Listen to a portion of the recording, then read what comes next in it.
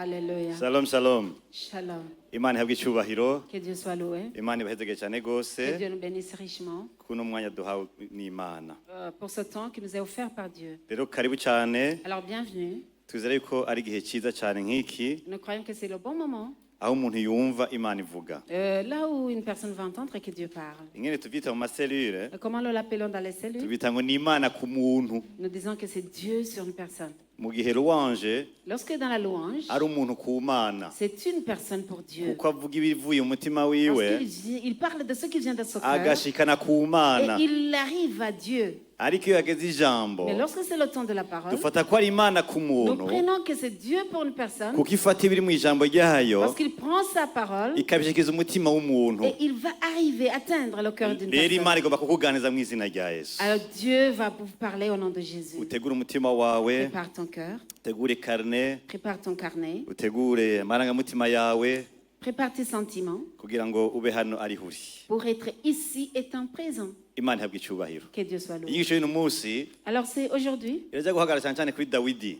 L'enseignement d'aujourd'hui sera basé sur David. Muzi ko afata nk'umwe mu basekuruza ba Yesu. Et c'est lui vraiment qu'on prend comme l'arrière-grand-père de Kuko Jésus. aritwa umuhungu wa Dawidi, Parce qu'on l'appelle le Dieu de David. akitwa n'umunago mushiki ca Dawidi kandi. Et aussi, il est appelé le germe de la racine de David. Imana ihabwe icyubahiro. Que Dieu soit loué. Alleluia. Hallelujah. Alleluia.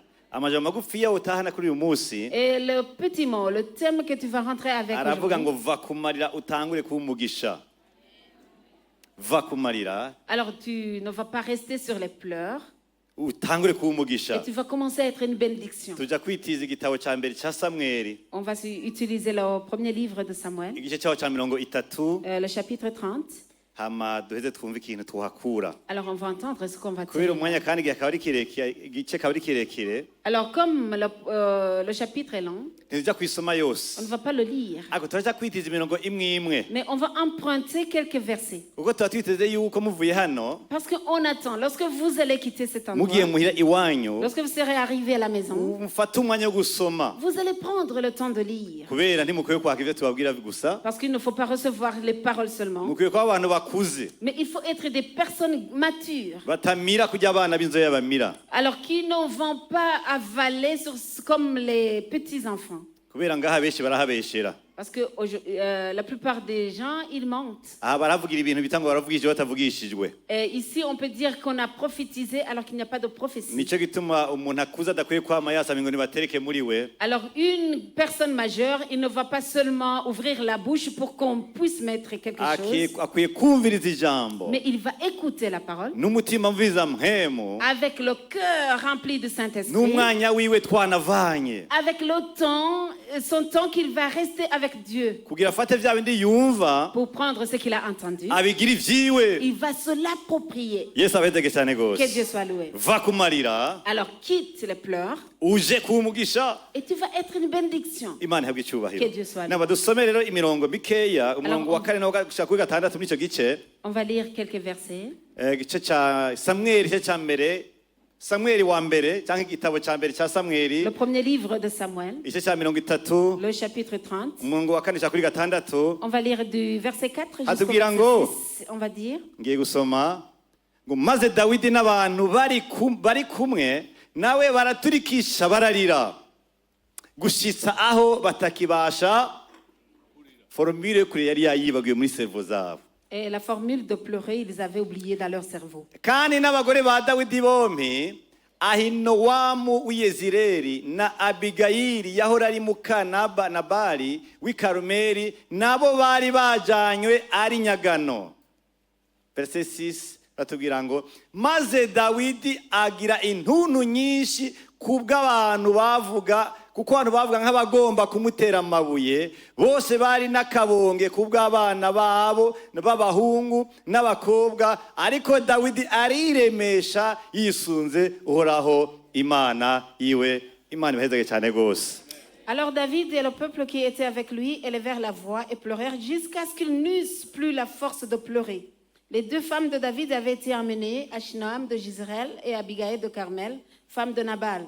David fut dans une grande angoisse, car le peuple parlait de le lapider, parce que tous avaient de l'amertume dans l'âme, chacun à cause de ses fils et de ses filles. Mais David reprit courage en s'appuyant sur l'Éternel son Dieu. imana ihabwa icyubahiro Amen. abantu imana ibabwira ko igomba kubagira abakozi bayo Alors, ces personnes, Dieu voulait les servir, ariko ikabasangana amarira mais il les a trouvés avec des pleurs. kandi ayo marira kenshi Alors, ces pleurs, umuntu aba yumva umenga aratahuritse muri we une personne comprend comme si on le comprend. abarizwa n'ubukene barahari Ceux qui pleurent à cause de la pauvreté, il y en abarizwa a. n'uko batize barahari Et ceux qui pleurent à cause de l'analphabétisme, abarizwa n'uko ari bimuga barahari ceux qui pleurent parce qu'ils sont des handicapés, abarizwa n'uko iwabo umuryango utagutse barahari ceux qui pleurent parce que leurs familles ne sont pas élargies. hari n'abarizwa n'uko ari bagufi cyane Alors, il y en a qui pleurent parce qu'ils sont des petites tailles. kandi hari n'abarizwa n'uko ari barebare Il y cyane en a d'autres qui pleurent parce qu'ils sont de longue bivana taille. n'ingene wakomerekejwe Chacun, ça dépend de la blessure qu'il a. kenshi imana igomba kugukoresha Lorsque Dieu veut t'utiliser, iravuga imvugo ntuyumve il parle un langage que tu ne comprends pas. ukumva imvugo y'iwawe nyene Et witahuramo toi, tu comprends le langage que tu veux comprendre. kino gice dusomye Alors, la partie que nous venons de lire, ni ca dawidi c'est la partie de David. tubona dawidi ngo ashitse ahantu bita sikuragi Alors, David, il était dans un endroit qu'on appelle ngo Shiklag. agasanga hahiye Et là, il a trouvé qu'il était brûlé. abajyango biwe bose batwawe Et toute sa famille était emportée. cyane cyane n'abadamu be babiri Et surtout ses deux femmes. n'abandi Et bose aussi tout le bari reste. mu gasaga gita sikuragi Et tout ce qui était dans cette ville. ont été isikuragi hari mu emportés. filisitiya Et jusqu'à Philistie. isikuragi hari mu gihugu Et, cy'ubufilisitiya Et Shiklag, c'était dans le pays de kandi Philistin. murazi ko icyo gihugu kitigeze gihuza n'imana Et ça, icyo gihugu ntikize gihuza n'imana et son pays n'était pas en relation avec Dieu. nta na rimwe mu bafilisitiya Et jamais, hari icyiza kibavugwako jamais on ne pouvait parler de bien pour les Philistins. niyo umuntu ari mubi umuntu akora ibibi ngaha ku isi Et même lorsqu'une personne travaille pour ce monde, baravuga ngo ni umufilisitiya on disait que c'est un Philistin. meme maintenant Et même aujourd'hui, lorsqu'une personne est dans ce monde et Iyo qu'il umuntu n'est avuga pas ngo ni sauvé, on Umufilisitiya, dit qu'il est Philistin. asaba ari umuntu w'umunyakibi On disait que c'est une personne bamwe vraiment... batabinyegeza Celui qui ne cache pas ses mauvaises bibaza intentions. ko bibaha n'agateka Et peut-être qu'ils pensent que ça leur honore. urabona hari amazina duhabwa kwirigara Il y a des noms que nous recevons sur les lieux umuntu publics. akitwa wa kera akumva biraryoshe Et on le dit qu'il est de l'ancien, dit que c'est bon. akumva umuntu avyoroshe akumva biraryoshe Et on dit qu'il est facile, on dit que c'est bon. akumva ko ari umuntu w'umuntu abantu bakunda akumva biraryoshe On disait que c'est une personne que les gens aiment, mais ils sentent que c'est bon. kumva bamwemera n'abahuje amadayimoni nawe Alors que ceux qui l'acceptent, ce sont que eux qui ont des mêmes démons. ibufisiya ari ahantu dawidi yahungiye Et Philistin, c'était dans un endroit où David avait pris refuge. ahunze sawuli Et là, il s'était réfugié de Saoul. sawuli yari umwami atwara igihugu cy'ubuyuda Et Saoul, c'était le roi de Juda. ariko imana yamaze kugira ngo iramukuyeko amaboko Mais Dieu avait déjà enlevé ses bras sur lui. yuko hazoza uwundi muntu azomusubirira Il disait qu'il y avait quelqu'un, il préparait déjà quelqu'un. byari son bizi ko ari remplaçant. dawidi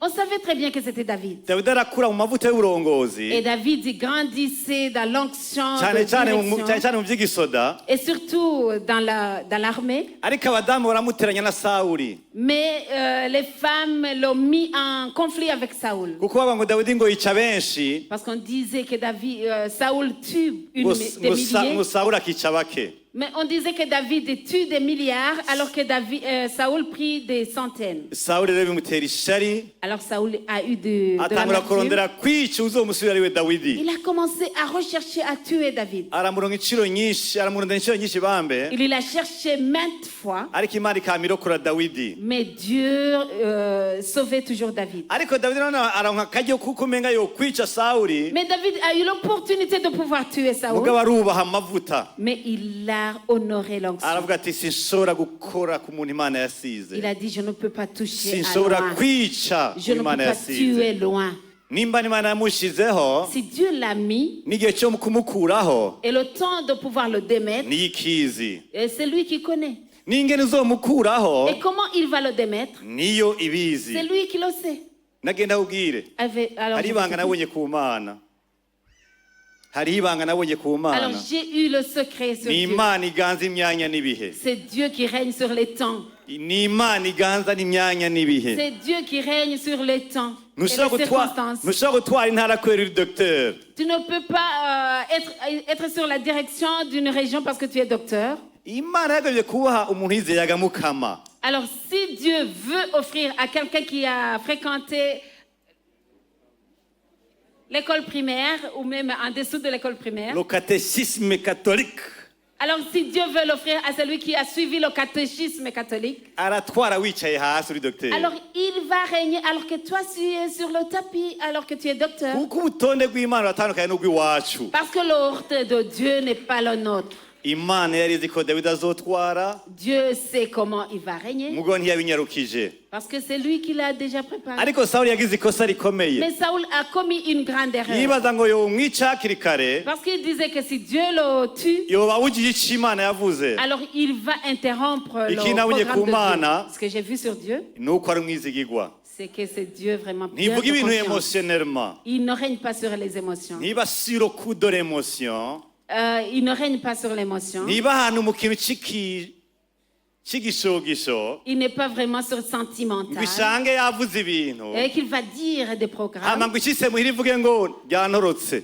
Et lorsqu'il va arriver chez lui, il va dire vraiment, je t'ai pas programmé de dire ça. Hein. Imana irafise ubwenge mu vyo ivuga, Dieu a de l'intelligence sur irafise ses intumbero paroles. mu vyo ivuga, Dieu a la direction sur ses ifise paroles. ubushobozi bwo gushitsa ivyo ivuga, Et il a aussi l'autorité de faire arriver ifise sa parole. n'urutonde rwo gushitsa ivyo ivuga, Et il a le programme de faire arriver sa parole. ifise n'umutima wo gushitsa ivyo ivuga. Et il a le cœur de pouvoir faire attendre sa Ni parole. umwizigigwa Vraiment, il est digne de kandi confiance. n'inyabushobozi. Et aussi, il est plein d'autorité. dawidi igihe kimwe aribwira ati Et David, un jour, il s'est dit, andondeye incuro nyinshi n'umwami wanje, il a cherché beaucoup de fois mon roi. azoteba ndonka, Peut-être il pourra m'atteindre. reka je mpunge rero. Alors moi, je vais me réfugier. aca agenda mu gihugu kitigeze gihuza n'ihanga ry'imana, Alors il est allé dans le pays qui n'était pas en relation avec Dieu. ariho Et h'ibufilisitiya. là, dans le pays des Philistins, ahasanga umwami, il a trouvé un roi. umwami aramusembereza mu gasagara kamwe, Et le roi l'a installé dans une petite ville. aho gasagara kitwa sikuragi. Et dans cette ville s'appelait Shiklag. dawidi yari afise abasoda amajana atandatu bamugendanira, Et David, il avait 600 militaires qui yumvira étaient umuntu avec lui. ahunga aba afise abantu amajana atandatu inyuma yiwe, Écoutez, comprenez, c'est lui qui se réfugie avec 600 soldats derrière lui. nuko atariko ararondera kugwana. C'est qu'il ne cherchait pas à niyo combattre. ubundi yagwana Parce que s'il combattait, ivyo gukora yari abishoboye, peut-être il était capable. ariko ntiyagombye intambara n'umusumba. Mais il ne voulait pas combattre avec celui qui était son umwami supérieur. yamwakise ikuragi, Alors le roi qu'il a reçu à aravuga ati Shiklag, we dawidi nawe mukorana n'abasoda b'amajana atandatu, alors il a dit, David, même si tu as 600 militaires, ngomba mujane gutera hari iwawe n'igisoda canje. je veux que nous allons attaquer chez vous avec avec tes militaires, avec ton armée. aragenda n'abafilisitiya, Alors il est parti avec les Philistins. baragenda kugwana intambara, Alors ils sont allés pour combattre. ariko abasoda b'abafilisitiya baravuga bati Mais un jour, avec les Philistins, ils ont dit, burya uwo mugabo azogwana turi kumwe, est-ce que vraiment c'est lui, il va attaquer son peuple avec nous? tugwanya ab'iwabo, Alors que nous combattons son peuple. ngo ntazoduhindukirira Est-ce qu'il ne va pas se retourner contre nous? akagendera turasa twebwe. Alors il va nous attaquer nous. baca baramwanka ko bagwanana, Alors ils ont dit, non, on ne peut pas combattre avec lui. nuko rero acasubira muri ka gasagara bamuhamwe indaro, Alors il est retourné dans ces villes, dans la Allez. ville qu'on lui avait donné refuge. ariho isikurage. Alors il est retourné à Shiklag. asanga abanyamaleki bahateye, Il a trouvé que les Amalécites avaient attaqué la ville. banahaturiye, Et on l'avait même brûlé. n'abantu bose babatwaye. Et tout le monde a été emporté.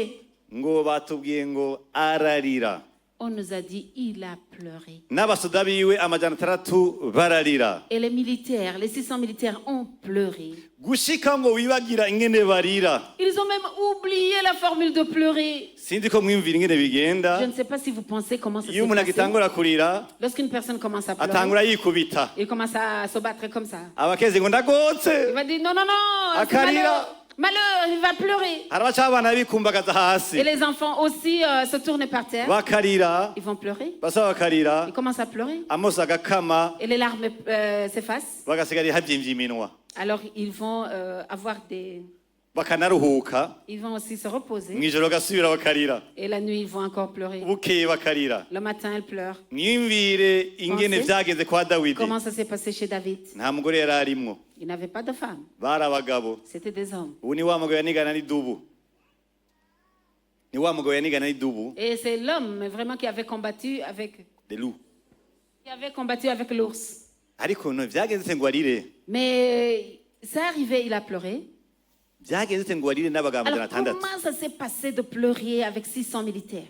Iyo arira basi iminota ibiri ya mbere Au moins, s'il avait pleuré les 2 twari minutes. gutahura abagabo Et ils disent, vraiment, nous sommes des hommes. ngo yararize Mais il a pleuré. arasora ararira Il a recommencé à pleurer. gusa yibagira ingene barira Jusqu'à oublier la formule de pleurer. si ivyo gusa C'est pas seulement ça. ahubwo ngo bagiye bamwice na bamwe 600 Mais aussi bandi les 600 voulaient se retourner contre lui. baramuhinduka Ils l'ont retourné contre lui. ati tugiye tumwiciye umugabo. Il a dit, nous allons le tuer. Bibiliya tubwiye ngo wari mugango acarikomeza mu Mana La Bible nous dit, lui, il s'est Imana ihabwe fortifié en icyubahiro Dieu. Que Dieu ngo soit loué. acagenda arabaza Imana Et il a demandé à ati Dieu, bajye abantu baduteye bakaratura n'igisagare cyacu est-ce que ces gens qui nous ont attaqués et qui ont même brûlé notre ville, hamwe no bakwirikira est-ce que si je peux les poursuivre, nobanesha. est-ce que je vais les vaincre? Imana ati bakurikire. Et Dieu a dit, il a donné Acha la permission aragenda. de les suivre et il les a Ba bantu 600 bagomba kumwica Les 600 qui voulaient le tuer, bamwe bamufasha kurira ceux qui ont l'aidé à pleurer, baramukurikiye. ils l'ont suivi.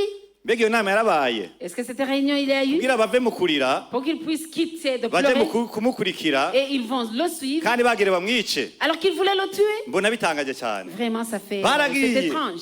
Bashikira ku ruzi rw'Ibesori Alors ils sont arrivés sur la rivière. bahashikara abantu amajari bamaze kuruha Il y avait des gens qui étaient déjà fatigués. barasigara hakuno Alors ils sont restés là. bo barabandanya Les uns, ils ont traversé la rivière. bashasanga umunyegiputa Et ils sont arrivés en Égypte. yari umugurano w'abanyamaleki Et c'était un esclave des Amalécites. nawe ne shebuja yari yamusize kubera ko yavunitse Et lui aussi, son maître l'avait laissé parce qu'il était brisé. baramubona bamuzanira Dawidi Alors on l'a apporté à David. aramubwira ati urinde Il a dit, tu es ati qui?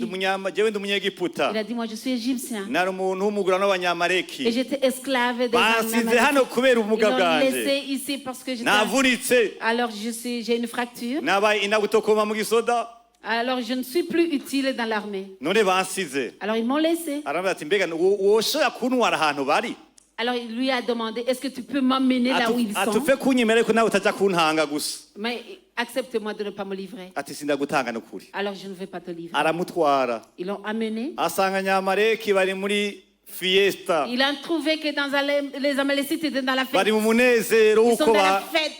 baturiye ibisagara Parce by'isikuragi qu'ils ont brûlé la n'ibindi Chicoulade. bisagara bindi bari babituriye Ils ont aussi brûlé abandi les autres bantu ari villes. nyagano Les autres, ils ont emporté comme des esclaves. kandi bagiye barasahura n'ibintu Alors, ils avaient même dépouillé. bari mu munezero w'uko intambara yabo yagenze neza Alors, ils sont vraiment dans la fête qu'ils ont dawidi ngo gagné. arashika Et David est arrivé. aca biraramwo Alors, il les a commencé na ba à basoda tuer. biwe Et aussi ses militaires. barabica Ils l'ont tué, l'ont mal. umunsi wose uhera Et babica toute la journée. ngo baca bagarukana ba bantu babo Alors, ils ont ramené ces gens. babaka n'ivyo bari baranyaze Ils l'ont ubwabo aussi dépouillé. baca baraza Et ils l'ont revenu. bariko barataha Lorsqu'ils sont rentrés, bashikira kuri wa mugazo w'ibesori alors ils sont arrivés sur la rivière Bessor. basanga babasoda amajana abiri bagaruka inkomezi Ils ont trouvé les 200 militaires qui sont restés là. haca haza umuci umwe w'abasoda ba Il dawidi y avait une petite équipe des soldats de bavuga ngo abo David. bagesera ntacyo tubahako Ils ont dit vraiment, ces militaires, ce sont des Nacho lâches, on ne va pas les badufashije. donner.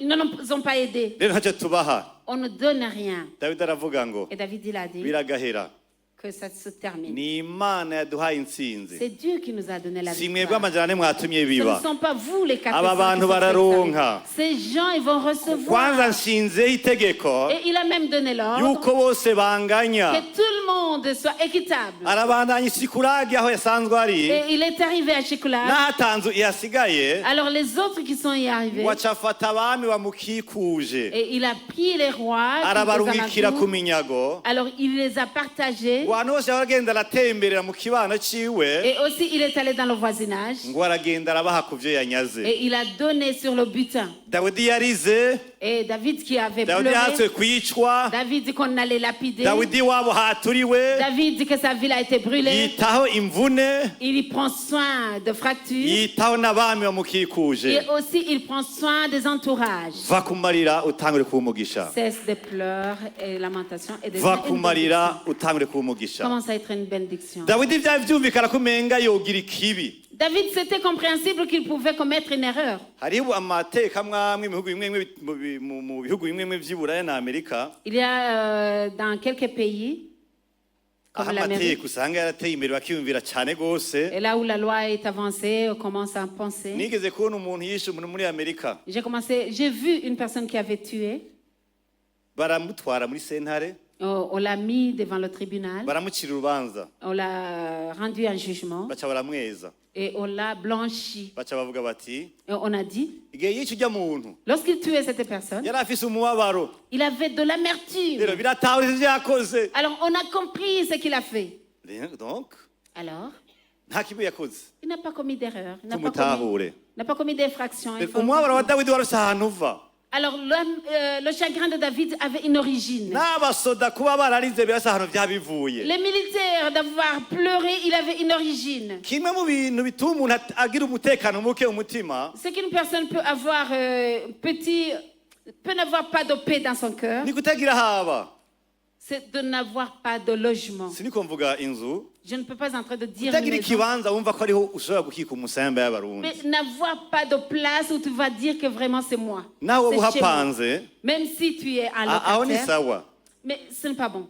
aho ni sawa ahubwo Ah, c'est bon. upanze ni sawa Si tu es locataire, c'est bon. udapanze ni sawa Mais si tu n'es pas locataire aussi, c'est ariko bon. ukagwita nja kurara hajya Mais tu vas dire, je vais loger ici. kandi nawe uja Et kuhankura personne ne peut m'enlever. niho nasize madamu C'est là où j'ai mis niho ma nasize femme, abana j'ai mis ma niho nasize famille, umukozi j'ai mis l'ouvrier. niho nja kuruhukira mu ijoro C'est là où je vais me reposer durant la abarundi nuit. bo babivuze neza ngo gira aho uba kandi ugire nte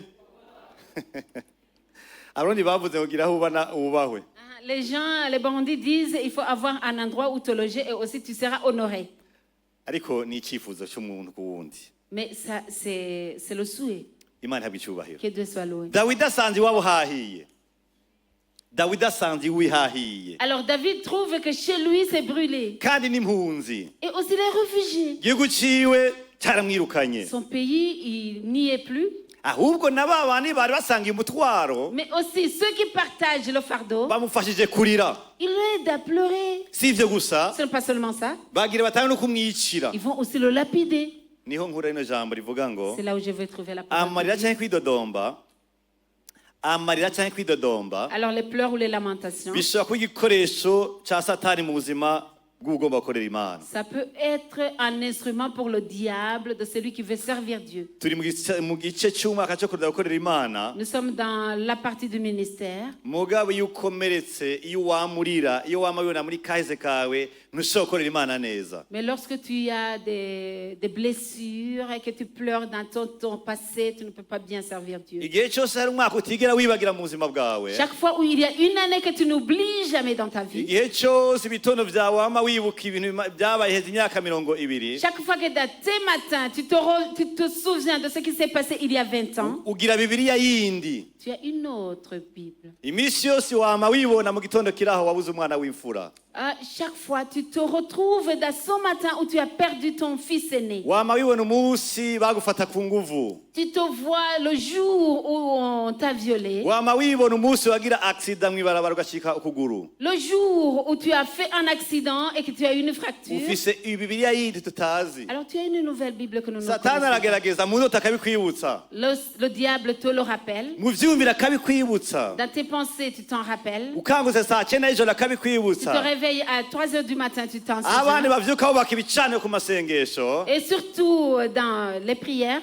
we wama wibuka icuri ko kitamezeza imbere y'abantu Lorsque les autres se réveillent pour prier, mais toi tu te souviens de ce que tu y es. igihe cyose imana ikubwira ko uri umunyenkomezi nk'uko imana yabwiye gideyoni Lorsque Dieu te dit que tu es une personne de force, comme il l'a dit à Gédéon, wibuka amashuri yawe 6 toi tu te rappelles de tes écoles. wibuka ingene wigeze kunanirwa mu ishure Tu te rappelles de comment tu as échoué. wibuka amajambo mabi bakubwiye muhira iwanyu Tu te rappelles des mauvaises paroles qu'on t'a prononcées à la wibuka maison. yuko iwanyu muri abakene cane Tu te ruhebwa rappelles de la pauvreté de ta famille. usanga ufise ikindi gicapo c'iciyo uri ariko atari imana ikuvugako Tu as une autre image de ce que tu es, alors que ce n'est pas la parole de Dieu. kenshi mubabaro canke amarira iyo vyaje umutima w'umuntu Lorsque les pleurs ou les chagrins arrivent dans le corps d'une biragereza personne, bikumva umenga birasiguritse ça arrive dans un moment où tu comprends que c'est compréhensible. umenga n'abantu bose bokumva On dirait que toute personne peut te comprendre. utangura kwibwira mwenga ndi umuntu ndafise Tu vas amarangamutima dire vraiment, je suis une personne, j'ai des sentiments. ariko rero iyo bibaye igikoresho c'umugwanizi Mais lorsque c'est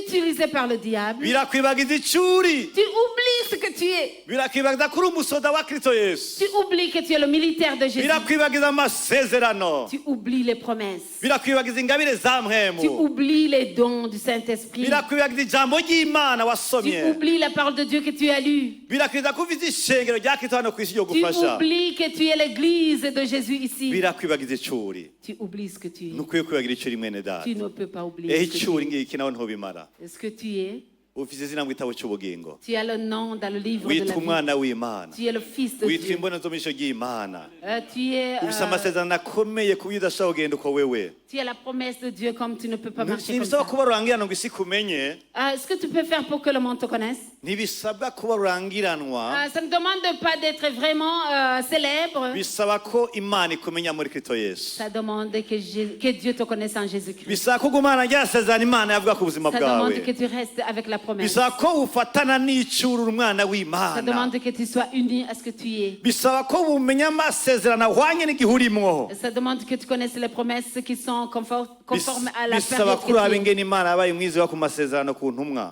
Ça demande que tu connaisses comment Dieu a vécu avec les apôtres. Il a été fidèle envers les apôtres, yabaye mwiza ku bavugishwa Il a no été- ku ntumwa. Il a été fidèle pour les apôtres. ivyo bibonye Ce que tu vois, ntushobora gucika intege. tu ne peux pas être Ntushobora gutakara. affaibli. Tu ne peux pas être perdu. igitondo cawe Ce matin, ton ntigishobora matin, kwama ari c'amarira. il ne peut pas être toujours des urashobora pleurs. kuduza ibiganza Tu vyawe peux élever tes nawe mains. ukatura inkomezi ufise mu Et mana, alors tu vas reconnaître la force ukatura que tu imana as en ico Dieu. yitezeko, Alors que le temps que Dieu ko ari connaît pour toi, umwizigigwa, qu'il est fidèle, ko itazoguta, qu'il ne va pas te ko laisser, itataye dawidi, qu'il n'a pas laissé nawe David, que itazoguta, toi aussi ne va pas te ko itahevye laisser, pawulo, qu'il n'a pas laissé Paul, itahevye abwishwa nayo, qu'il n'a pas laissé les guheba intumwa prophètes, zayo, lorsqu'il n'a pas laissé ko les nawe apôtres, itoguheba. que toi aussi ne va pas te laisser. ngira ijambo niyatewe n'akanwa Et kanje, c'est la parole que j'ai Nabwiye professée Imana avec nti, moi. J'ai dit avec Dieu, niyo vyashika ukabesha lorsque tu vas mentir, ntuzohera kuri tu jewe, ne vas pas commencer par moi. niyo vyashika S'il ukabesha arrive que tu mens, ntuzohera kuri tu ne jewe, vas pas commencer par niyo moi. vyashika S'il ugateba, arrive vraiment que tu ntuzoteba kuri traînes, tu jewe, ne vas pas commencer niyo par moi. vyashika ukabiheba, S'il arrive que tu ntuzohera ku laisses, tu ne vy'iwanje. vas pas commencer mu par les bantu bazi miens. kw'isi bose Pour toutes les personnes qui sont n'ababayeho dans le monde, bose, et ceux qui ont vécu guhinduka aussi, kwawe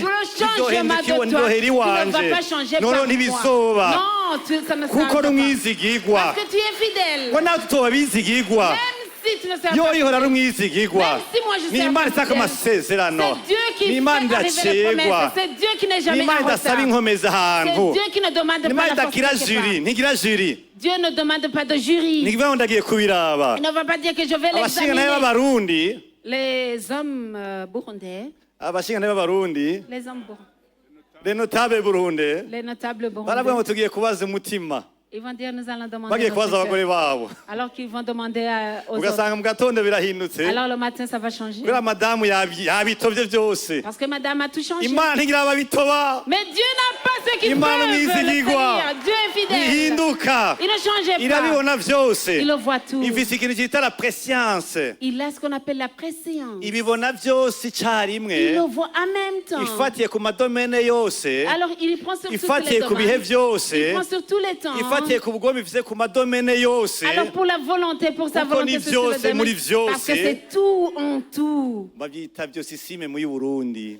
Alors au Burundi, on l'appelle, je mets entre les guillemets, Viosissime. ubu vyosiste ntumbaze, Je ne sais pas si tout, vraiment. il connaît tout, Mais il connaît tout. il peut tout, Alors il peut tout. il est capable de tout, Alors il est capable de il peut tout. tout en tout, Alors il ashobora byose muri il byose. contrôle l'univers, Alors, sinon la galaxie, ishoboye vyose, il peut tout. ngo ifata ngo ibitariho Alors il prend ce qui n'existait pas, ikabihamagara nk'ibiriho, il les appelle comme ce qui nico existe. gituma amarira yawe C'est la raison pour laquelle akwiye tu pleures. guhanagurwa mu maguru masha, Et ils vont être, Tora il peut mushware. être effacé. tora mushware, Alors prends ton mouchoir, hanagura amosozi, efface tes larmes. ego urivukana iwanyu, Alors même si tu es unique, mugabo ntivyobuza gukorera imana, même si tu es unique dans Ega ta famille, amashuri ça ne ntashimwa peut pas ntashimwa na empêcher benshi, que tu sois utilisé par Dieu. ariko imana igomba gukoresha muri ayo nyene. Mais Dieu veut t'utiliser même dans ego tes iwanyu muri écoles. bake, Chez vous, vous êtes peu mbwa imana nombreux, ikugomba wenyene, mais Dieu veut toi seul. imana igushaka uko nyene, Dieu te veut comme ça. hanagura amosozi, Alors efface. tes ntibibagire larmes. icuri, oublie ce que tu ntibibagire es. icyo imana yavuze. Mais n'oublie pas ce que Dieu a dit. Imana idufashe cyane Que rwose. Dieu soit loué. ikindi kintu iyo satani akoresha amarira cyangwa imyidodombo L'autre chose que le diable utilise dans les ni larmes, uko dans les pleurs, utakaza imigenderanire. c'est que tu perds tes relations. bene data kugira umuntu agire abe umuhigo hano mu isi Pour qu'une personne soit vraiment bénie dans son monde, arakeneye imigenderanire n'abandi bantu. il a besoin des relations avec les autres. turakeneye imigenderanire yo mu ngo twubatse, Et nous avons besoin des relations dans nos familles, mu miryango yagutse, dans nos familles élargies, ku ishengero à l'église, n'abarongozi mu gihugu.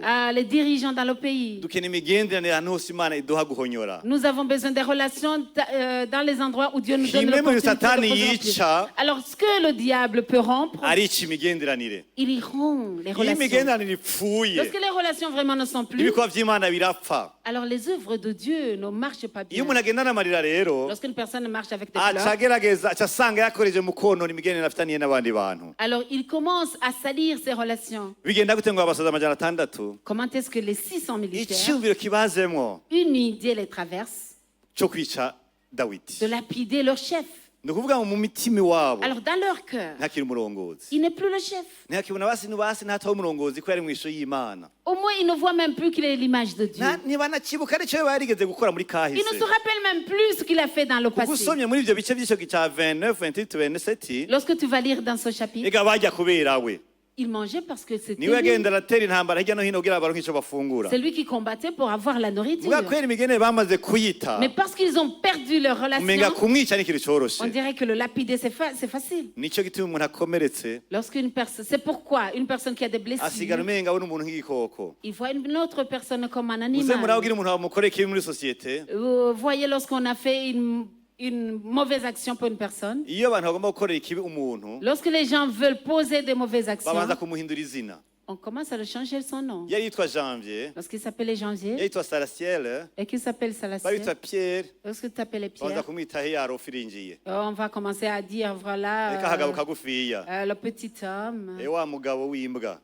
l'homme de chien, wa mugore w'ubwibone, la femme, wa mugore w'uruhanga runiniya cyane. c'est lui vraiment qui nta muntu a... akora ikibi umuntu ataramuhindura izina. Et on ne peut pas faire une mauvaise action sans le nicyo changer gituma de nom. kimwe mu bintu byerekana umuntu atakomeretse, Alors, ce qui montre une personne qui n'a pas abantu abaha de amazina blessure, yabo, les gens, ils leur donnent ajya leur nom. amazina ari officiel mu nzego za Alors, les leta. noms qui sont officiels dans hano mu ishengo cyatubwira ko l'administration. mwene Et data dans l'église, on a mis ma soeur, izina nirigume rijya alors que le nom soit le même. aha amashyi ko mwene data naka. Alors ils vont dire mon Kuko frère. mba telle nemeye personne. ngo Alors comme igihugu kiramwemera le pays l'accepte, n'imana iramwemera, et Dieu aussi none l'accepte. je nomugira kwi kujya Alors muntu moi, comment est-ce que je vais le faire? ujya muntu teza kubahwa. Une personne doit être honorée. iyo umuntu yakomeretse rero Lorsqu'une personne a une ibyo blessure, ntabyumvira, ça il ne y pense asigaye pas. araba ngo mbega aransumba cyangwa Est-ce ntasumba, que vraiment il est supérieur ou pas yize aho nize supérieur? cyangwa aho ntize, Est-ce qu'il a étudié là où j'ai arapanze étudié? cyangwa ntapanze, Est-ce qu'il est loup, il est locataire? agenda n'amaguru cyangwa arafite imodoka. Est-ce qu'il marche à pied ou il a mbega hajya yarabaye mu Bubiligi ho nka jewe, Est-ce qu'il a vécu en Belgique comme moi? yaraciye muri Oxford. Est-ce qu'il est passé à Oxford? mbega ujya yaramaze kuganira na minisitiri naka Est-ce que vraiment il a eu un dialogue, l'opportunité de muri dialoguer avec muri cette ziya personne? nama ahora atumirwa Est-ce wewe. que vraiment dans ces réunions il est invité? mbega ujya muntu ama afise iki, Une personne, arafise qu'est-ce qu'il a? arafise ibihugu byinshi nka jewe. Au moins il a beaucoup d'opportunités iyo comme moi. ukomeretse Lorsque tu as une blessure, wisubiza muri materinere, wisubiza muri ekole materinere, wisubiza alors lorsque tu as une blessure, tu te remets à l'école maternelle. niho biga bisoma n'abingana. Alors là où on apprend supérieur ou mugabo égal. iyo ufise umutima ukize Mais lorsque tu as un cœur usohotse béni, kaminuza, lorsque tu as étudié à l'université, niba ubwiye ngo hari icyo yize est-ce que tu vas demander? j'ai agiye étudié. kugikoresha, Il va l'utiliser. ntari muri comparaison, Il n'est pas dans la comparaison, irari muri utilité, mais il est dans l'utilité. ntari muri nsumba Il naka, n'est pas supérieur Nta muri à telle naka personne, aransumba, mais où telle personne est ari muri supérieure à moi. ngiye gukorera iki Mais gihugu, il a dit, est-ce que tu seras ngiye utile gukorera au iki pays? umuryango Tu wanje, seras utile à ma ngiye gukorera famille? iki ishengero Je vais ryanje. être utile à ma famille. yiyumvira mu cyo amaze Il pense, il raisonne dans son utilité. kuko yaramaze gutahura Parce qu'il a déjà compris yuko imana yakoranye n'ubwoko bwose bw'abantu. que Dieu a travaillé avec tout le monde. yarakoranye n'imfubyi, Il a travaillé avec les irakorana orphelins. n'abamugaye, Il a travaillé avec les irakorana handicapés. n'abapfakazi, Il a travaillé avec les irakorana veuves. n'imiryango iciriritse, Il a travaillé avec les familles ikorana n'abize, de peuple. Il a ikorana travaillé avec n'abatunzi, les alphabétisés, ceux qui ont dans les services, abatunzi les riches n'abakene. et aussi les pauvres. koreshwa rero iwawe Alors sois utilisé utirabiye mu comme tu es, busumba sans regarder ceux qui no sont mu supérieurs à budasumba. toi et ceux qui ne sont pas supérieurs emera à icyo toi. abantu imana yabagize Accepte ce que Dieu a fait aux emera autres. icyo bashoboye idashoboye Accepte ce qu'ils sont capables de Gendera toi mu tu n'es pas capable. by'iwawe. Accepte ce que tu es. kuko wewe Parce que toi, tugukeneye uko nyine nous avons besoin de toi Iyo tel que chômage tu es. yawe, Le chômage que tu turiko as, turayikamisha nous pouvons l'utiliser. aya mashure yawe Tes églises, turiko tes écoles, turayakamisha nous pouvons le traire. ivyo byose ubona umenga Tout ce que tu birasanzwe vois vraiment que c'est biriko biraho umugisha kw'ishengero peut-être une bénédiction pour l'église. igihe kimwe neza kuvuga turi jeudi mu masengesho Un jour, j'ai dit lorsque nous étions avuga ati hari imigwi yaza kuriko irasenga ngo yishugwe hari imigwi baza kuriko irasenga ngo yishugwe il y a des groupes qui pensent qu'ils sont dans la prière kuko yazi igihe umenga ntacyo imana ikora parce qu'on disait que Dieu ne fait rien. hamwe umenga imana by'ukuri ntacyo yabikozeko Comme si on dirait que Dieu n'a rien fait pour ça. mugabo nagomba kuvuga yuko kenshi imana iriko iradukoresha ibirenge bijya turiko turasaba Mais je veux vous dire que Dieu nous utilise plus que ce que Iyo nous demandons. migwi. Alors ces groupes, niyo abantu batafise ubutsi ce sont des groupes de personnes qui ne travaillent pas. bacika abantu bateruye isengero mu masengesho Ils sont des gens, ils pensent qu'ils soulèvent l'église dans la prière. pas ils ne pensent pas c'est la réalité en fait Ils sont des gens qui soulèvent l'église dans la prière. muri kwa kuntu badafise aho batonda Et comme ils n'ont pas d'endroit où ils peuvent se lever le matin et y aller, imana yari havise ubundi alors Dieu, il a eu cette opportunité. muga imana yagovye ko banza kuyikorera Mais Dieu veut que tu travailles pour lui kuko ari igihe cabo parce que c'est son temps. imana ni uko ipanga C'est ibintu comme ça que Dieu utilise. n'ab'imanza z'ubugeni ziteba ab'imanza z'ubugeni ziteba sendone le mariage tarde Alors même pour ceux que le mariage tarde, womenga hari ikintu bateko bararonka on dirait qu'il y a des choses qu'ils n'ont pas. womenga tubajyanye ibintu On dirait vraiment qu'on est supérieur à eux. womenga turabahigwe On dirait vraiment que nous sommes heureux. ariko abo bantu umugisha Mais kw'ishengero ces gens sont la bénédiction pour l'église. hari bariko barakira amasezerano Ils sont en train de recevoir les promesses, y'igihugu les promesses des pays. babisengera Ils prient amasezerano y'ishengero les promesses pour l'église. bayasengera Ils prient ku giti cabo ah, pour l'œuvre. bayasengera Ils prient. bazogera kuja mu ngo Alors ils seront dans les Barateguwe. foyers étant préparés. Bambitse inkomezi. Alors ils ont la force. ariko abatagira amaso y'imwemu Mais qui n'ont pas les yeux bazovuga ngo spirituels. yakecuye Ils disaient vraiment il est vieux. bagira sada atarongoye Vraiment il va mourir sans se ariko marier. imana ibona ngo Mais Dieu ndafise umuhizi voit. wanje J'ai vraiment le imana ihabwa voyant. icubahiro J'ai le voyant. amosozi Les uyahanaguriye umunsi pleurs vraiment. hanagura amosozi Efface tes ivyo pleurs. bitevye À ceux qui traînent, nuko kiri umugambi w'imana uri kure c'est que le plan de Dieu est encore loin. korana n'ivyo imana amaze guhishura vuba Alors travaille avec ce que Dieu Kora- a déjà korera aho révélé. ugeze. Alors travaille là où tu es. ugenda n'amaguru Si tu marches à pied, hari igihe usanga umubiri wawe alors tu vas trouver que ton corps... urexpose kuri diyabete Alors tu es... ukaba utabizi tu ne vas pas mourir, tu ne vas pas souffrir de la diabète. hari igihe umubiri wawe urexpose kuri diyabete Alors peut-être que ton corps est exposé à la diabète. imana ikaba yarakwimye umuduga Alors Dieu ne t'a pas donné de véhicule. ukaba uzi ko imana irakwanka Tu dirais que Dieu vraiment ne ariko t'aime imana ifite pas. amaso y'imhemu Mais Dieu a les yeux spirituels sur ifite toi. amaso ahoraho Alors il voit les yeux Iratuzi. éternels. Il nous connaît. imana ihabwa icubahiro Que Dieu soit loué. ivyo ni probabilite mugabo Ça, c'est une ndiko probabilité. ndibaza Moi, je m'imagine. simvugishijwe Je ne suis pas en train de imana ihabwa prophétiser. icubahiro Que Dieu soit loué. ngo kimwe nibaza Mais ce que je me demande, sinanakibaza ndacyemeza et aussi je l'accepte, imana cyo ntihenda ibitarashika ntihenda notre Dieu ne se trompe pas. Ce qui n'est pas encore Ibitarashika. arrivé, ce qui n'est pas encore arrivé, irazi igituma bitarashika il sait pourquoi ça n'arrive pas. kuba itabimbariye Parce qu'il ne me l'a pas dit. yanyibukije ko ni umuntu Il me rappelle que je suis une personne. yagoye ndayirondere Il veut que je le cherche, nige gusenga que j'apprends à prier, nige kurindira que j'apprends à attendre, nige gutungwa n'ivyo ngezemwo que j'apprends à vivre nige de ce que gutahura j'ai, abandi que j'apprends à connaître les autres, kugira ngo pour que umuhamagaro wanje mon appel utumbera aho imana igomba qu'il kutumbera puisse diriger là où Dieu imana veut ihabwa qu'il soit icubahiro dirigé. Que Dieu soit loué. aleluya Alléluia. ntutakaze imigenderanire Ne perds pas ses relations kubera ibihe à cause des temps. ubaha bo kubaha Alors respecte ce Heza qui doit gira respecter. guhezagirwa. Bénis ce qui doit être emera ishusho béni. imana abantu baremanywe Accepte l'image pour emera laquelle les gens... abakurongoye mu gihugu no mu ishengero Accepte ce qui te dirige dans le pays et dans emera l'église. umuvyeyi wawe niyo badakora uko ubishaka Accepte ton parent même s'il ne travaille pas nta comme tu muntu veux. akorera imana afise crise y'amahorasiyo Personne ne peut servir Dieu avec des crises de relations. iyo umuntu adahuza n'abantu Lorsqu'une personne n'est pas en aca relation avec les asigara ari gens, umunyamacakubiri il est vraiment quelqu'un de aca asigara afise division. ubwibone Alors afise ubwibone l'orgueil il a l'orgueil. nicyo gituma bene data C'est la raison pour aba laquelle basoda ba dawidi les militaires de David, barakomeretse ils ont des blessures. bibagishe dawidi ari Ils ont oublié Umugwi wose. tout le groupe.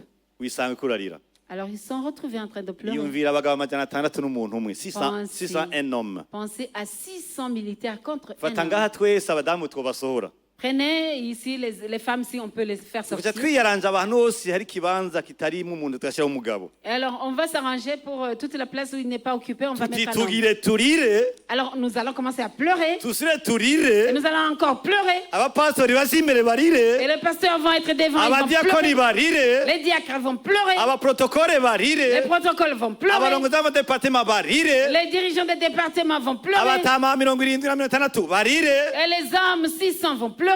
abajene ba 20 barire Les jeunes vont pleurer. iyo sare yo imeze gute kayemwe Comment est-ce que cette salle, imyaka yacu bidupfuye kubusa nos années vraiment seront pour rien. imihamagaro yacu bidupfuye kubusa Nos appels seront pour rien. ariko ntibikabe mu izina rya Mais que Yesu ce ne soit pas au nom de Jésus. amarira canke kwidodomba Alors les pleurs ou les lamentations. ntakubere kajyo kumugwanizi ko gukora ibitagenda neza mu Que buzima ce ne soit bwawe pas l'opportunité du diable de Icya faire ce qui n'est pas kabiri- bon dans icya ta vie. kabiri Deuxièmement, umurongo wa 3 gushika ku bindi batubwira ku 8 le verset 6 jusqu'au verset 8. verse 6 atubwira ngo Verset 6.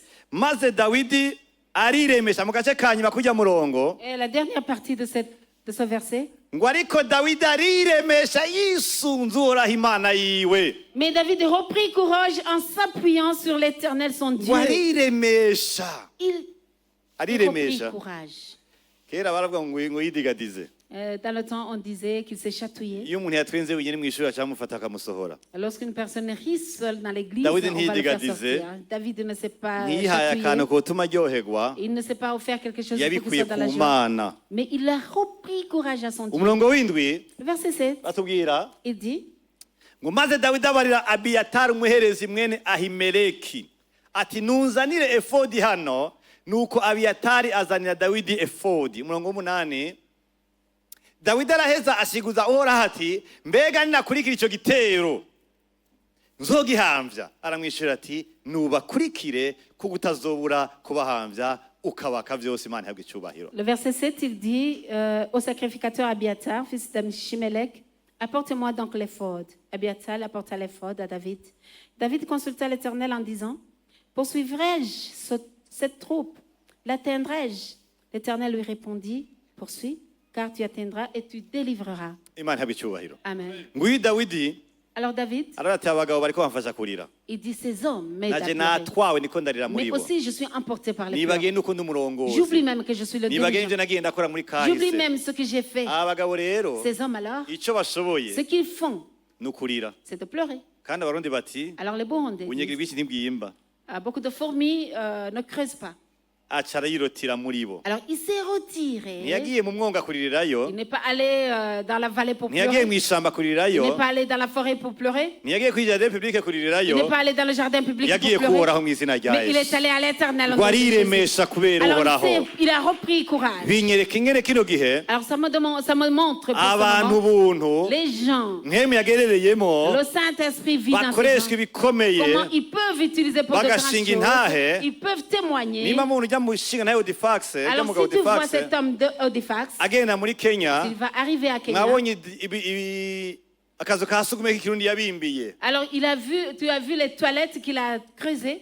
ata mwema arimo Alors il n'avait pas, s'il n'avait pas de bijya Saint-Esprit, ntivyokunda ça ce n'était pas possible. yoguma yumvira aho bashasa Il va dire là où il faut chasser. hari toilette nziza z'ikizungu Les toilettes à siège. womenga hariya Et là on dirait ni ahantu abantu bagize ibibazo n'ubutungane que ce sont des gens qui ont des problèmes avec la justice. ariko hariya Mais là, naho abantu bafite ikibazo cyo ko hari abantu batarakizwa c'est là où ils ont des problèmes Bafise parce qu'ils ne sont umutwaro pas encore w'ivy'Imana. sauvés. Ils ont le fardeau des choses Imana de ihabwa Dieu. icyubahiro Que Dieu soit loué. nimba Dawidi yararize Alors si David a pleuré, akava mu gisoda cy'abantu 600 il s'est retiré Akagenda des hommes ahantu 600. hiwe. Il est allé dans un endroit où il est Wakiremesha seul. Imana, Alors il a mu repris Mana. courage en bakaca l'éternel. agenda kugana n'umuherezi Alors il est allé dialoguer avec la bagaca Biata. amuha impuzu ya efodi Alors il a demandé l'effort kugira ngo arondere icyo Imana ivuga pour chercher la parole de Dieu. agaca amubaza ati mbega jya nubakurikira nubanesha Il a dit si je veux, est-ce que je peux le poursuivre? Imana ati nubakurikire uzobanesha Et Dieu a kandi dit, uzonyaga Il n'ibindi faut poursuivre, tu le délivreras aussi et tu auras du butin. mbega birakunda imfubyi ko ikorera Imana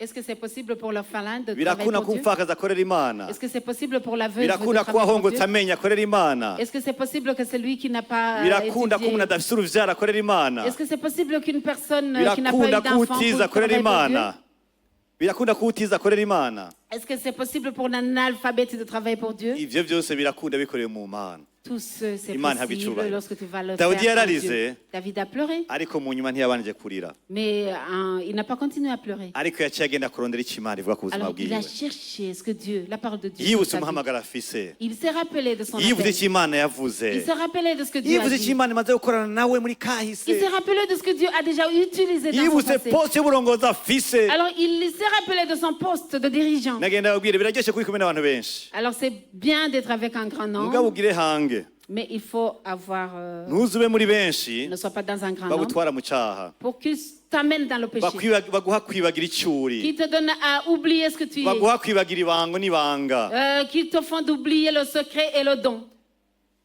le ministère le ministère, baguha kwibagira imyaka yawe qui font oublier ton âge. iga hari imyaka tukubonye wera ngaha mu mutwe twitega ubwenge Là, on te voit avec les cheveux blancs, on attend la sagesse.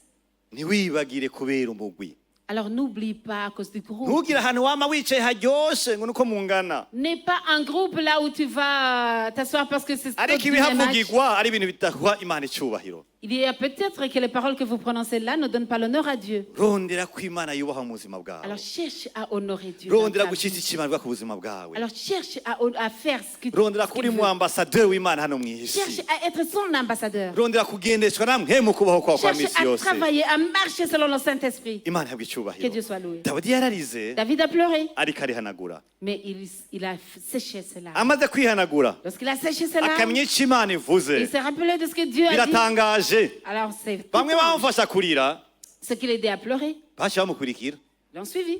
iyo komandoma murayumva Est-ce que vous comprenez ce commandement? abasoda amajana atandatu Mais les 600 bose militaires, umwengera afite nk'ijage y'amosozi et tous avaient comme un fût de larmes. ariko uhageze ko bamukurikira Et birakunda lorsqu'il a suivi, c'est ba mu possible. kibanza cyawe biratungana mu izina rya Alors Yesu reste dans ta ba place. mu et kibanza sois cyawe honoré. biratungana mu izina rya Alors Yesu reste dans ta place. hari abantu bakuye mu ntege nke Il y a des gens qui ont grandi dans la faiblesse, baca baragukunda mais ils sont aimés. mwo kandi bari biteze n'ibindi byiza bikuri wewe Mais aussi, Satan a de bonnes choses.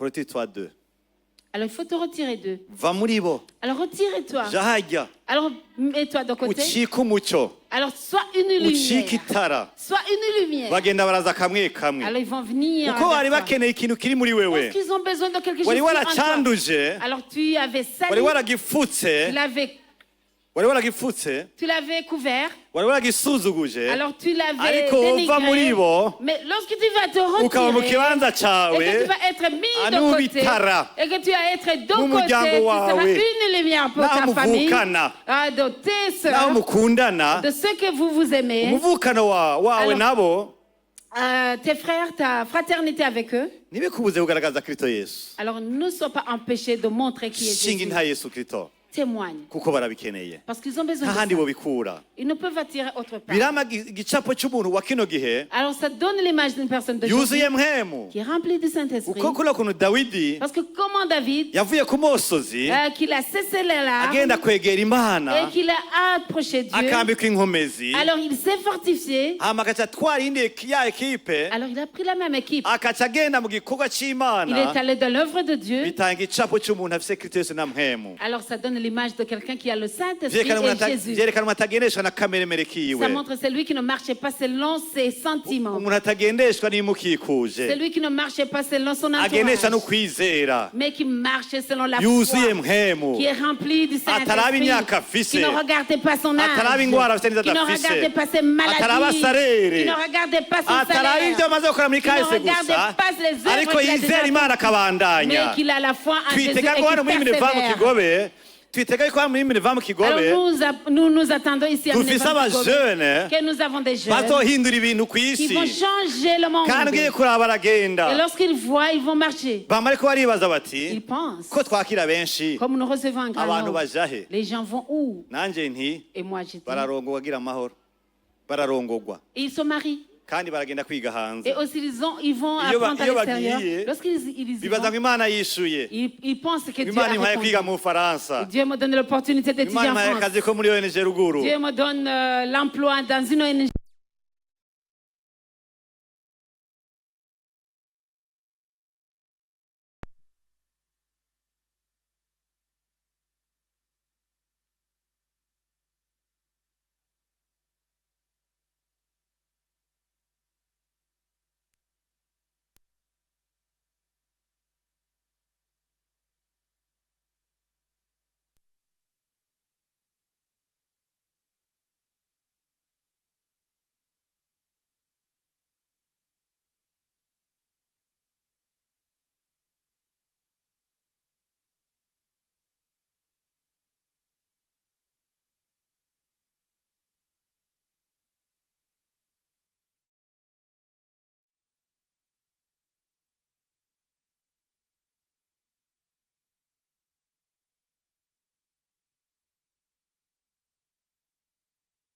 Huza akarenganyo kawe na Kristo Yesu. Unis tes injustices avec Jésus. Huza inzara yawe na Kristo Yesu. Unis ta faim avec Yaho ni Jésus. uzosanga wameze inkozi nka Dawidi. C'est là où tu te fortifieras avec comme Uzosanga David. ushobora gukwega abantu bakwegera mu vy'Imana gutwayemwo. Là où tu vas tirer les gens, tu vas vers Ushobora ce que gusanga Dieu t'a uzana donné. imingi kuzanira Kristo Yesu. Alors tu vas amener des familles vers Jésus-Christ. Ahandi uzosanga uri ku umugisha. C'est là où tu vas trouver que tu es une Imana ihabwe bénédiction. icyubahiro. Que Dieu choisisse. Abantu Imana ikoresha Les gens que Dieu n'abanywanyi utilise, na Kristo. ce sont les gens qui sont unis Abanywanyi avec n'akahise Jésus. kabo. Ils ne sont pas unis avec leur passé. Abanywanyi ni amatariki babuyemo abana Ils ne sont b'imfura. pas unis avec les dates où ils ont perdu les leurs. Abanywanyi n'amatariki babuyeko Ils abavyeyi. ne sont pas unis avec les dates où ils ont perdu leurs parents. Byarashitse. Ça s'est passé. Birababaje turabizi. Vraiment, ça fait mal, nous Ariko savons. Kristo Yesu Mais Jésus-Christ, yiteye ukiza umubabaro. il Yiteye s'attend gusomoza à umuti guérir. gikomere. Vraiment, il s'attend à guérir. ton Yiteye chagrin. ukwambika Il inkomezi. veut te fortifier. Kugira igikoresho Il cahiwe veut t'utiliser. cejejwe Il veut t'utiliser. kigira ikimazi Un outil sain. mu gihe caco. Un outil utile dans son Amarira temps. yawe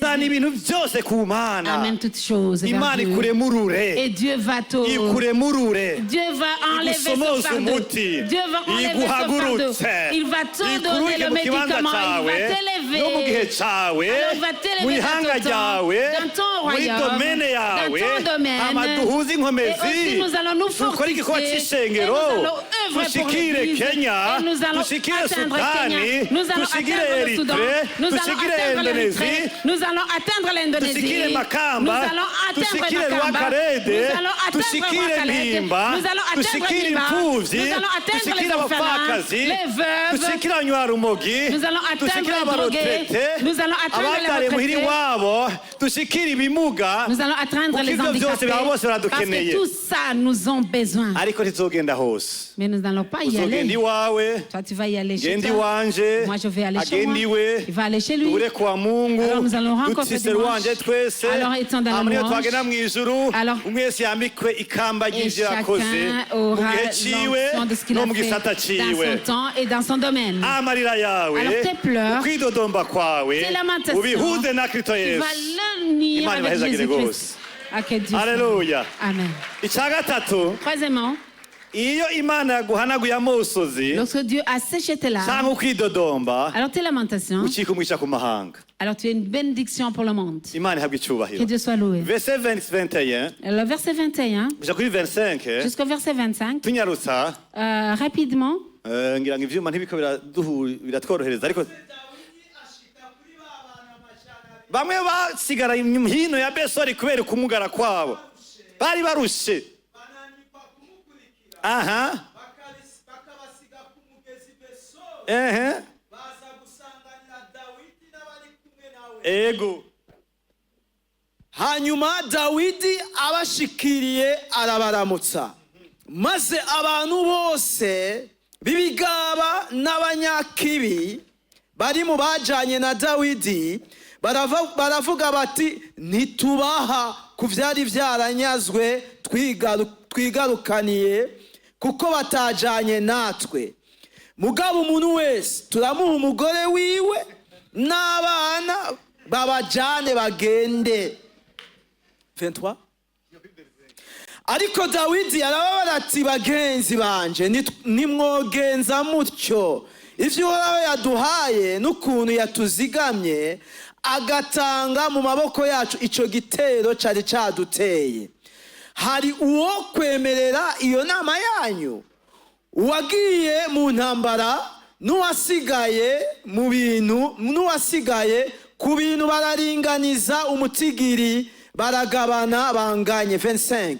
Nuko uhereye uwo munsi abigira icagezwe n'ibwirizwa mu Bisirayeli gushika n'uyu munsi. David arriva auprès de 200 hommes qui avaient été trop fatigués pour le suivre et qu'on avait laissés au torrent de Bessor. Ils avancèrent à la rencontre de David et du peuple qui était avec lui. David s'approcha d'eux et leur demanda comment ils se retrouvaient. Tous les hommes méchants et vils parmi les gens qui étaient allés à David prirent la parole et dirent « Puisque nous ne sont pas venus avec nous, nous ne leur donnerons rien du butin que nous avons sauvé. Sinon, à chacun sa femme et ses enfants, qu'il les amène et s'en aille. Mais David dit, n'agissez pas ainsi, mes frères, au sujet de ce que l'Éternel nous a donné, car il nous a gardés, il a livré entre nos mains la troupe qui était venue contre nous. Et vous écouterez dans cette affaire? La part doit être la même pour celui qui est descendu sur le champ de bataille et pour celui qui est resté près des bagages. Ensemble, ils partageront. Ils en furent ainsi dès ce jour et dans la suite. Et l'on a fait de cela jusqu'à ce jour une loi et une coutume en Israël. imana ihabwe icyubahiro amashyi menshi ku ijambo Beaucoup ry'imana. d'applaudissements pour l'Éternel. Hari abantu bisongo bagesera Il y a des gens qu'on appelle des villes. bari mu bandi bagenda ku rugamba bagashikayo, Alors, ceux qui sont arrivés sur le champ de bari bataille mu batumye n'urugamba barutsinda. et ceux qui ont fait que la bataille l'ont vaincu. Mugabe ibyabaye Mais ce qui s'est passé, baravyitirira, alors ils ont dit que c'est les leurs. barumenga nibo Ils ont dit que c'est les leurs. nta mwe babi bafise kuri ba bandi baruha, Ils n'ont pas de compassion. bariko bavuga ati ntitubaha. Ils ont dit, nous ne donnons rien. Ntibavuze bati mwami ntubahe, Ils ne vont pas dire, le roi ne leur donne pas. bavuze ntitubaha. Ils ont dit, non, nous ne leur donnons rien. Ninde yarabirongoye bijya bintu? Dawidi. Mais qui était le dirigeant? C'était David. Mugabo hari akabi k'abagesera Mais c'était un groupe kari de villes qui était bavuga ngo parmi eux. ntitubaha. Ils ont dit, non, ne donnez rien. tubaha abagore babo gusa. Oh, leurs femmes et leurs enfants. Ariko Dawidi Mais David, hano ici, kuko yamaze guhanagurwa mu musozi, parce qu'il a effacé kuko cela. we yagiye yabanje gukira, Lui, il y est allé étant déjà guéri. ariko abandi bagiye batarakira. Mais les autres sont partis sans Dawidi guérison. ahindukiye, Mais de retour, il prend compassion, il prend soin yaciye agira umubabaro kandi arafata neza. kuri bamwe basigura hakurya ntahangwa, Pour ceux qui sont restés à Nahangwa, hajya hafi y'uruzi Besori. là qui sont restés près du ruisseau Bessor. Wewe afise umutima Lui, il a le cœur kwihanga pour le monde. yitwa abanyantege nke, Ceux qui s'appellent les faibles, afise umutima il a le cœur kwihanga pour le peuple. yitwa n'abanyenkomezi. Et aussi qui s'appellent les forts. Bisigura ngo Ça signifie aragomba guha umugisha abamufashe kunesha, qu'ils veulent donner la bénédiction à ceux qui l'ont aidé. ariko aragomba no kuba bigomba ngo batabishoboye. Mais aussi, ils vont bénir ceux qui le voulaient mais qui n'ont pas pu. n'amahanga abiri yo kubera umugisha hano ku isi. C'est deux mondes qu'il faut être une bénédiction sur le monde. y'igipimo cy'umuntu akorera Imana. Ah, ça, c'est l'image d'une personne qui travaille pour uzusuzume Dieu. ingene wifata uhuye n'ubutizi igihe wize. Alors, vérifie comment tu te prends lorsque tu trouves quelqu'un qui n'a pas étudié uzusuzume alors que ingene toi, tu wifata étudies. uhuye n'umukene igihe utunze. Alors, il faut vérifier comment tu te prends lorsque tu arrives à un poste, à un pauvre alors que toi, tu es riche. uzusuzume ingene wifata ku muntu avuga icyongereza nabi nawe ari fluently. Vérifie ton comportement devant quelqu'un qui parle bien l'anglais qui ne parle pas bien l'anglais alors que toi que tu parles bien l'anglais. uzusuzume ingene wifata uhuye ku muntu adashoboye icyo ushoboye. Alors vérifie comment tu te prends lorsque tu rencontres une personne qui ne peut pas ce que toi tu igipimo peux. cy'umuntu aho umugisha ku mahanga Alors la mesure de celui qui est la bénédiction pour le monde, gihera mu nyifato ku bantu b'abanyantege nke. ça commence pour le comportement que tu montres devant les faibles. Imana ihabwe icyubahiro. Que Dieu soit loué. Dawidi David, hari abantu basigaye il y a des gens qui sont restés. kubera ko yagiye yakiza umutima, Parce qu'il est parti étant guéri, wowe afise kw'impuhwe.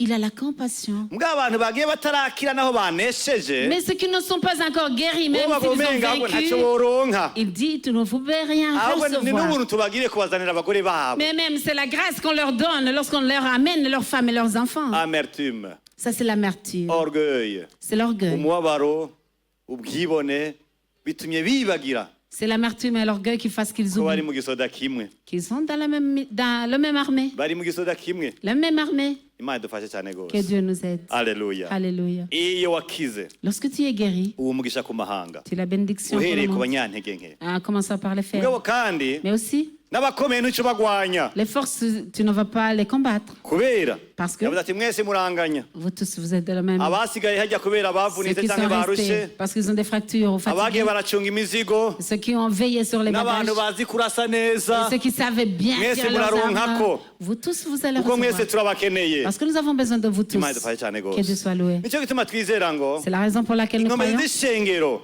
dans l'église. inkomezi La z'ishengero force de l'église, ni kwitaho ahantu Imana itaramenyekana. c'est de prendre soin de l'endroit où Dieu n'est pas encore connu. erega burya turafise kwagirizwa imbere y'Imana, Nous avons kwagirizwa des plaintes devant Dieu. on est coupable plutôt.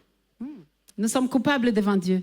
kubona mu gihugu iwacu de voir que dans notre pays, umutwara n'amashengero menshi dans le fardeau de beaucoup des églises, mu gihe ari ahantu ubutumwa butarashika lorsqu'il y a des endroits où la bonne parole n'est pas encore arrivée, kandi tugashobora kugendayo n'imodoka alors que nous pouvons parcourir avec le véhicule, turashobora ko kupa imbere y'Imana nous pouvons être coupables devant mu Dieu. gihe umuntu ashobora kuba yonwa icayi c'ibihumbi ijana mu gatondo Pour une personne qui peut prendre le petit déjeuner de 100 000 ntashoboye francs, gutanga ihumbi kimwe gishikira umuntu agenda kuvuga ubutumwa bwiza kure mais qui ne peut pas donner un seul billet de 1000 francs pour une personne qui va prêcher la bonne abantu parole. bagirizwa ba mbere n'abarongozi b'amashengero n'ure pasteur Alors ceux qui sont les premiers coupables, ce sont les pasteurs, kuko nitwe tutayibatwayemwo parce que c'est nous qui nous les y avons aidés. à ariko venir. niwahagwa akaryo Mais lorsque tu as cette opportunité, urakora ico gikorwa il faut faire cette œuvre. uzobe kwiyumvira ku mahanga Alors pensez Atarashikirwa. au monde qui n'est pas encore atteint par la bonne turafise nouvelle. abakene mw'ishengero Nous avons des pauvres à turafise l'église. ingwara zitandukanye zo mu mutwe ni canke ingwara zidakira Nous avons aussi des maladies différentes. twama twashizeho ikisata ca Et compassion on a mis le département de compassion. turatanga iyo dufise ingaburo yera Alors surtout, lorsque nous avons la Sainte Seine, ushiramwo igihumbi cawe il faut mettre ton 1000 francs. ushiremo igihumbi cawe canke ibicumi vyawe Il faut mettre tes 10 000 ou 1000 francs. ntuzurye rimwe utiyumvire ku wundi Ne mange pas une fois sans penser aux ntuzugire autres. ipantaro zibiri utiyumvire ko hari undi muntu akeneye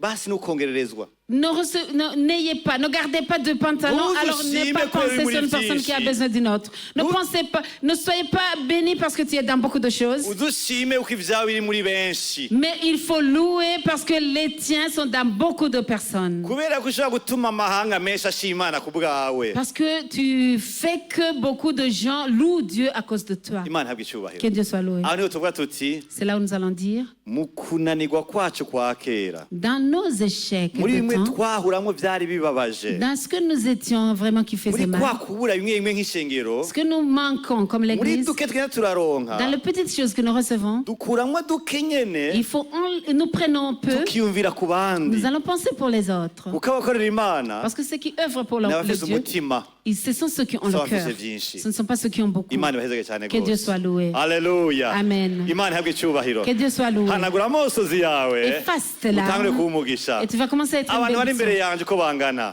Regarde ceux qui sont devant toi, comment bafise ils sont. impano nyinshi Ils ont beaucoup de bénédictions. bafise ingabire Ils ont beaucoup nyinshi de dons. bafise aho baciye harehare Ils ont un long trajet. bafise amakoneso menshi Ils ont beaucoup de connexions. bafise amakonesanse Ils menshi ont beaucoup de connaissances. bafise ibintu batunze bitandukanye Ils ont beaucoup de richesses ivyo différentes. vyose Tout ça, ni ikiraro c'iciza c'est le pont des bonnes choses. hariho abantu bakwiteze Il y a des gens qui s'attendent à hariho toi. umugwi ukeneye ivyo Il ufise y a un groupe de gens qui ont hariho besoin de ce umugwi que tu as. woshikira ata muntu umwe wundi yoshikira ngaha mwana Il y turi a ce kumwe que tu ngaha peux atteindre, mais que personne d'autre ne peut uwo mugwi atteindre. umenye Alors ce groupe, il faut le connaître. wiyumvireko Il faut y penser. wiyumvire Il faut penser, barankeneye ils ont besoin de moi. bankeneye gute Comment est-ce qu'ils ont hariho besoin de moi? umuryango wanje J'ai ma famille. bafata ngo ndi umutunzi Ils me prennent comme un riche. ubumenga birababaje On dirait vraiment que ubwo ça fait bafise mal. umutunzi bugiye utomboye Mais lorsque tu as la richesse, vraiment, baca bakwitega vraiment, ils s'attendent à toi. bakwisubize wenyene Lorsqu'on te dit que tu es alphabétisé seul, naho umenga baca bakurondera cane même si on dirait qu'ils vont beaucoup te ni imana chercher, iriko irarondera ico yagushizemwo c'est Dieu qui fait qu'ils cherchent ce imana qu'ils igomba ont mis en gutora toi. ivyayo Il veut prendre ce qui lui appartient. imana ihabwe icyubahiro Que Dieu soit loué. tuvyaguhe cane tuhaguruke twese Nous allons nous lever tous. imana ihabwe icyubahiro Que Dieu soit loué. haleluya Alléluia. imana ihabwe icyubahiro Que Dieu soit loué. imana ishimwe bw'ijambo ryayo Que Dieu soit loué pour sa parole. ndizera ngo Je crois que wumvise tu as entendu. wumvise Tu as entendu. urafise aho ukora Tu as un endroit où urafise aho uba tu as un service, Urafise aho tu as un ugendera. logement, urafise generasiyo tu yawe as ta génération, urafise umugwi mukuru kumarana umwanya tu muremure as un groupe dans lequel vous passez beaucoup urafise plus de ibintu wumva temps. mu mutima biza nk'ibintu wokora Il y a des choses que tu sens dans le cœur comme ce que tu peux urafise abantu faire. bama bakwitura Il y a des gens qui se confient à toi. urafise ikibanza muri kino gihugu Tu as une place dans ce urafise pays. ikibanza hamwe ishengero Tu as une place dans urafise l'église. ikibanza mu muryango iwawe Tu as une place dans ta famille. uri nkenegwa Vraiment, tu es utile. ntiwosubirirwa wewe Tu ne peux pas être remplacé. ivyo ni gwawe nyene Ce qui t'appartient, c'est pour toi. turabikeneye Nous avons besoin de ça. ubwo bisanga ngo banze uve muri kahise kawe Mais ça demande que tu quittes ton passé. uve mu vyakubayeko Que tu quittes ce qui s'est passé sur uve mu toi. vyuzuye amarangamutima yawe Que tu quittes ce qui est rempli. usuke umutima wawe ku mana Alors tu vas verser ton uti cœur mana sur Dieu. ndakwihaye Tu vas dire, Dieu, je me confie à toi. ndagusaba uduze ibiganza vyawe Je vais te demander d'élever ta uti mana main. naho noba nshaje Même si je suis vieux, avancé en âge, ndacyakenewe Je suis utile. naho numenga sindamara amashure Même si on dirait que je n'ai pas encore naho menga eu mon sindaronka diplôme, umutekano wo kubaho même si on dirait que je n'ai pas la sécurité de arubaka vie, inzu yanje même si je n'ai pas construit mon immeuble, ararongorwa que je ne suis pas mariée, ararongora que je ne suis pas mariée, ndagomba gukorera imana je veux travailler imana pour Dieu. ndakwihaye duza Seigneur, ibiganza je me byawe confie à toi. Élève ta main. imana ndakwihaye Seigneur, je me confie à toi. nje imbere yawe Je viens devant toi. ndaguhaye umutima wanje Je te donne mon cœur. ndabizi ko umutima wanje udahaga Vraiment, je sais que mon cœur ne se pas rassasié. ariko ndagomba gukora ibyo ushoboje Mais je veux travailler ce que ndagomba tu vas me kwakira ubwami donner. bwawe umutima wanje Je veux, Seigneur Jésus, ndaguhaye agrandir ton karibu œuvre. mu ijambo ryawe mana Je te donne la bienvenue dans ta parole. ndakiriye mpemuye n'igikorwa ciwe Je reçois le Saint-Esprit et son œuvre aza nkize et qu'il vient, anyambike qu'il inkomezi me fortifie, ambwire ubwigomba ashakako qu'il me donne sa volonté ame kutikunda et qu'il me donne de ne pas m'aimer ame seul, kudasamara de ne pas être distrait, ame kudashira amaso ku de bigoye ne pas mettre mes mains sur ce qui est kudashira amaso ku difficile, bizazanira de ne pas mettre mes yeux sur les confusions. ariko ndagomba kuba itile Mais je veux être utile. ndagomba kuba ikimazi Je veux être utile. mana shoboza Seigneur, donne-moi la ndagomba force. gukoreshwa nawe Je mana veux être utilisé par toi. data ndakweretse umuntu wese Seigneur, je demande toute personne adugisha ibiganza qui élève sa main, ndakweretse umuntu wese Je demande toute personne ariko arasenga qui est en train de prier, agusutse ku mutima wiwe alors qu'il verse son yahora cœur devant toi. yikengera Vraiment, il se yahora umenga néglige. ntiyaragera Vous voyez que ce n'était pas encore yahora umenga le ntivyaba temps. ariya Que c'était pour les autres. yahora umenga ntabibereye Vraiment qu'il n'était pas ariko dit. ndagomba ngo mpemu yera Mais je veux que le Umuhagurutse. Saint-Esprit, que tu l'unis, que tu le lèves, Umukoreko. que tu le touches. ubusozi bw'imana Et que tu vas verser, umuhagurutse que tu vas l'élever. mu izina rya Au yesu nom kristo de Jésus. gendagera ku muntu wese Marche pour toute ubaye personne. guharira Donne-leur à pardonner. abababaje À pardonner ceux qui ont ube donné le guharira chagrin. À pardonner ababakomerekeje ceux qui les ont donné des blessures imitima yabo dans leur cœur. igenerwe na mpemu yera Et que leur cœur soit visité par le batangure Saint-Esprit. kubona Qu'ils commencent à le voir. barote Qu'ils commencent à Berekwe. rêver. bacike abavyeyi Qu'ils soient des parents. biteho amahanga atandukanye Que des parents des mondes. bafatane igikorwa c'imana Alors qu'ils soient unis dans l'œuvre de Dieu. mw'ishengero Dans l'église. bafatane igikorwa co kwitaho imfuvyi Qu'ils prennent le temps de prendre soin des orphelins. bafatane n'abapfakazi Qu'ils soient unis aux veuves. bafatane n'abanyororo Qu'ils soient unis aux prisonniers. bafatane n'abagwaye ingwara zidakira À ceux qui souffrent de babe maladies incurables. itile babe itile Qu'ils soient utiles. bagaburire abandi Qu'ils partagent le repas. bambike abandi Qu'ils habillent les autres. mw'izina rya Au yesu nom de Jésus. urakoze yesu Merci Jésus. urakoze ku imana yo kwizegwa Merci parce que tu es Dieu ibihe fidèle. byose uri imana Et tout le temps tu uri es Dieu. umucunguzi wacu À tout le temps reka tu uhabwe es Dieu. icyubahiro Que tu sois honoré. dukomere amashyi cyane Beaucoup imana d'applaudissements pour Ah, l'éternel. turaguhaye icyubahiro Seigneur, nous te donnons uhabwe l'honneur. icyubahiro rwose Seigneur, sois uni. niwe imana yacu Sois élevé. niwe mucunguzi wacu Tu es notre sauveur. dukoresha ibikomeye Tu nous muri kino utilises gihe cyacu dans notre temps. nawe uhabwe icyubahiro Que toi, tu es Mw'izina rya honoré. Yesu. Au nom de Jésus. amen Amen. amen Amen. amashyi menshi ku Beaucoup mana d'applaudissements pour l'éternel.